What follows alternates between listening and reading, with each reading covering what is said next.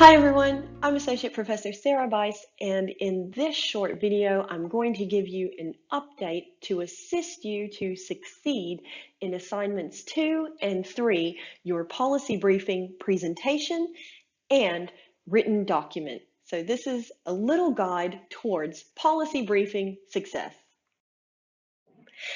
We've given now feedback on assignment 1, the research essay, and some of the things that were generally missed out were the opportunity to refer to your learnings from this course by citing the class literature. So by that, I mean primarily the required readings from the course. So in order to give you another opportunity to do that so that we can really check and make sure that you have engaged with this course specifically, we're going to make a slight adaptation to assignment 3, the written policy brief, and I'm going to explain that in detail in this video. These tips and hints here will help you as well as you prepare your next assignment. Remember that you have access to our marking rubric at the end of the assignment 2/3 detailed instructions. That's the PDF that appears in our assignments page of our course website. Use that as a bit of a checklist. Go back, make sure, have I met the primary criteria of this assessment task? Be really clear about that. If you have any questions, do let us know. So for your policy brief presentation, this is assignment 2, the presentation of your policy brief, which will now occur in our live online discussion forum on the 9th or 10th of April. The first thing we want you to do for that is to really clearly define your policy briefing audience. So to whom are you delivering your policy advice? And in order to deliver effective policy advice, I really recommend that you focus in on a specific aspect of your chosen policy topic as defined in your assignment 1 research essay. Given that this is a policy briefing where you are identifying key challenges and then offering advice and recommendations, I also recommend that you provide just enough background to your audience, and you can presume that that audience has read your research essay or has some familiarity with your topic. So please don't spend a lot of time of your presentation giving background. Focus the bulk of your presentation on identifying the key issues to be addressed and then making the policy recommendations that you've devised to address those challenges or issues. So the bulk of what you present to us should be actually what you're recommending we should do. Your aim, should you choose to accept it, is that your audience leaves the briefing presentation feeling empowered with good, expert, evidence-based information, and they're ready to go away and implement your policy advice and recommendations. If you can leave your presentation feeling that your audience is ready to implement, you have succeeded in a policy briefing presentation. When you do assignment 3, which is the written form of your policy brief, I'm going to now ask you to provide it in 2 parts. This is new, pay attention. 2 parts. First, you will do the main text as described and detailed in all of the prior assessment information. This is a 1,000-word policy brief as assigned. I am now adding 300 words, so it's not much. This isn't an onerous addition, but it is intended to help you.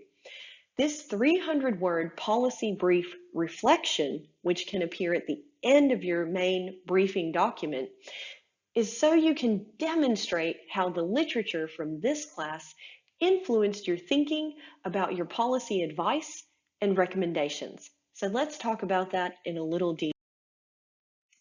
First, and again, you can always pause this video to read the text, and I'll provide you with downloadable slides. But first, your main policy briefing document, 1,000 words, recommendations for success. Write in clear, concise language. This is not a research essay. So I've given you lots of examples of real world policy briefs. Have a look at their formatting. They will often use dot points and lists. They will often put the recommendations first and then provide the rationale. So you put it into a real world policy brief format of your choosing. This is not a research essay. And that means you do not need to include citations in your policy briefing main document unless you feel they are necessary or helpful to supporting your policy recommendations. The bulk of your briefing document, as per your briefing presentation, should focus on the key issues at hand and on supporting the advice that you're giving. So providing that evidence, providing that rationale for your recommendations. The amount of background that you provide in your policy briefing can and should be limited. Your aim, should you choose to accept it, after reading your policy briefing, your very clearly defined policy audience should feel that they have a solid grasp on the issue at hand. They should feel that they can trust the information that you have provided, that that information is based on sound evidence and expertise. And they should walk away from reading that document thinking, yeah, I should definitely go and implement that advice. So just a reminder, that means that the bulk of your briefing document should focus on your key issues and recommendations supported by clear evidence. Don't spend a lot of time giving us the background that already appeared in your research essay. Now the slides look a little different because we are on to part 2 of your policy briefing assignment, a new 300-word reflection. This is separate to your policy brief. So write your brief as you were going to anyway, and you now have 300 words to reflect on how the literature and learnings from this class influenced your thinking and policy advice. So you're basically writing a little reflection to me about how the literature, ideas, and discussions from this class specifically influenced the policy advice that you're giving. This is your chance to cite the course literature.